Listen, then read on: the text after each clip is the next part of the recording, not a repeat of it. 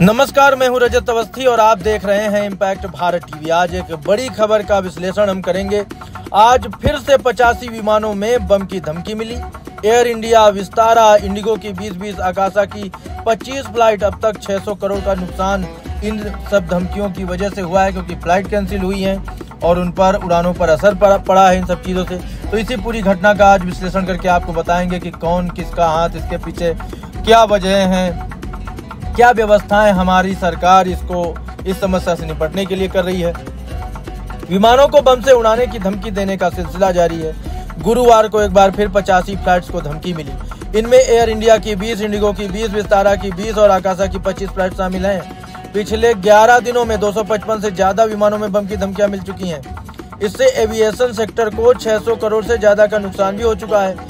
एक दिन पहले 23 अक्टूबर को ही इन धमकियों को लेकर आईटी मिनिस्ट्री ने सोशल मीडिया प्लेटफॉर्म एक्स पर मेटा और एयरलाइन कंपनियों के साथ वर्चुअल मीटिंग की थी। सरकार ने सोशल मीडिया कंपनियों से पूछा था कि इस खतरनाक अफवाहों को फैलने से रोकने के लिए आपने क्या किया है।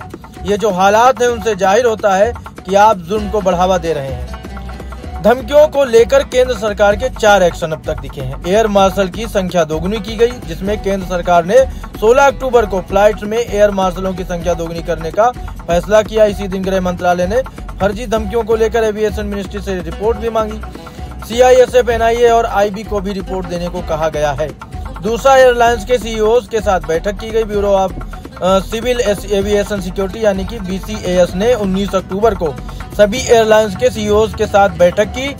इसमें झूठी धमकियों से निपटने पर चर्चा की गई, साथ ही यात्रियों की असुविधा और एयरलाइंस के नुकसान पर भी बात की गई। तीसरा, DGCA प्रमुख को हटाया गया। केंद्र ने 19 अक्टूबर को DGCA चीफ विक्रम देवदत्त को पद से हटाते हुए कोयला मंत्रालय में सचिव बना दिया। इस बदलाव को धमकी वाले मामलों से जोड़कर देखा गया। चौथा एक्शन, मुंबई और कोच्चि से 2 अरेस्ट हुए हैं। मुंबई पुलिस ने एक शख्स को गिरफ्तार किया। इसके अलावा छत्तीसगढ़ के राजनांदगांव से एक नाबालिग को हिरासत में लिया गया है। दोनों ने इंडिगो फ्लाइट में बम की धमकी दी थी। वहीं केरल के कोच्चि एयरपोर्ट पर सोमवार को एक यात्री को बम की धमकी देने के आरोप में हिरासत में लिया गया। अब आपको हम बताते हैं उन फ्लाइट्स के बारे में जिन्हें इस तरह की धमकियां मिली हैं। तो 21 अक्टूबर को 6E164 इंडिगो की मंगलूर मुंबई फ्लाइट है जिसको धमकी मिली। फिर वहीं 6E75 इंडिगो की अहमदाबाद जेद्दा फ्लाइट है। 6E67 इंडिगो की हैदराबाद जेद्दा फ्लाइट है। 6E118 इंडिगो की लखनऊ पुणे फ्लाइट है। 30 विमानों को धमकियां मिली, लेकिन डिटेल 4 पॉइंट की सामने आई। फिर उसके बाद 20 अक्टूबर को भी इसी तरह की कई फ्लाइटें हैं। 19 अक्टूबर को इससे पहले, फिर उससे पहले 18 अक्टूबर को, फिर 17 अक्टूबर को, 16 अक्टूबर को, 15 अक्टूबर को, 14 अक्टूबर को इस तरह की जो है चीज़ें सामने आई हैं और ये जो है धमकियां मिली हैं। अब इसके लिए आगे जो भी हो रहा है वो आपको अपडेट हम दे ही रहे हैं। विमान में बम होने की सूचना मिलने पर फ्लाइट को अपने निर्धारित एयरपोर्ट के बजाय नज़दीकी एयरपोर्ट पर उतारा जाता है। इससे ईंधन की खपत तो ज़्यादा होती ही है, विमान की दोबारा जाँच करने, यात्रियों को होटलों में ठहराने और उन्हें मंजिल तक पहुंचाने के लिए भी व्यवस्था करनी पड़ती है। इससे करीब 3 करोड़ रुपए प्रति फ्लाइट खर्चा आ जाता है। अब ये जो धमकियां लगातार फ्लाइट्स में मिल रही हैं, इसके लिए जो कदम उठाए जा रहे हैं, और ये धमकियां आज नहीं कई दिनों से मिल रही हैं। अब इसका आप समझिए मेन टारगेट क्या है। मेन टारगेट यही है कि जो यातायात व्यवस्था है, जो फ्लाइट के जरिए लोग आते जाते हैं और ये फ्लाइटों पे असर पड़ता है इन धमकियों से, क्योंकि ये गंभीर विषय होता है और इसको बड़ी गंभीरता से लिया जाता है। एयरलाइंस भी लेती हैं, सरकार भी लेती है, और जो आपका संबंधित डिपार्टमेंट है बड़ी गंभीरता से लेता है। अगर ऐसी कोई धमकी मिली तो फ्लाइट को बिना पूरी जांच किए कोई उड़ान, भले ही वो धमकी झूठी है, लेकिन अपनी व्यवस्था को कंप्लीट किया जाता है कि बिना जानकारी के, बिना पूरी जांच पड़ताल के, बिना उसकी समझ के उस फ्लाइट को दोबारा उड़ाया नहीं जाता, जिसकी वजह से उसमें सवार यात्रियों को भी उतारा जाता है। अब नज़दीकी एयरपोर्ट पे ले जाया जाता है, उसमें ईंधन ज़्यादा लगता है, यात्रियों को ठहराया जाता है, क्योंकि आप उनकी व्यवस्था तो करेंगे ही, क्योंकि अब उनको कहीं जाना है, आप उनको रोक रहे हो तो आपको उनके रहने और खाने सब व्यवस्थाएं करनी पड़ती हैं। तो उसमें जो है एक फ्लाइट के हिसाब से, जो भी मैंने आपको बताया जैसा कि 3 करोड़ रुपए का खर्चा आ जाता है। और इससे क्या है, ये जो चीज़ें की जा रही हैं कि सिर्फ आर्थिक चोट है और कुछ नहीं है।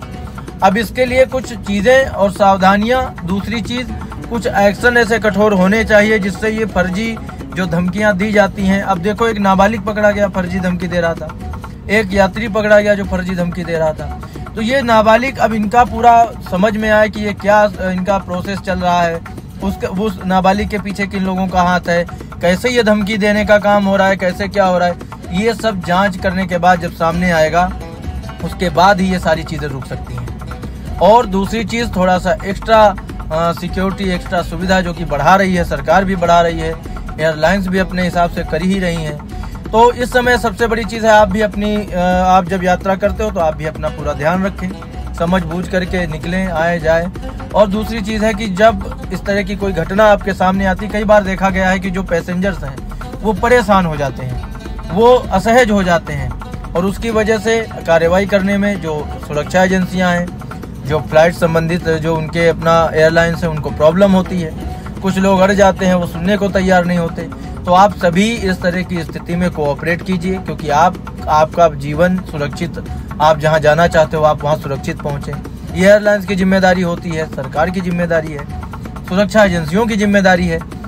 और आप जब उसमें कोऑपरेट करेंगे तो इन सब चीज़ों से तभी मुकाबला हो सकता है, इन सब चीज़ों से तभी आपकी सुरक्षा हो सकती है। और हम भी इंतजार कर रहे हैं कि आगे इस पर क्या कठोर कार्रवाई होगी। जो भी होगी आपको अपडेट हम देंगे। तो अभी के लिए इतना ही। अब हमारी मुलाकात आपसे कल होगी एक और बड़ी खबर के विश्लेषण के साथ। तब तक आप देखते रहिए इम्पैक्ट भारत टीवी।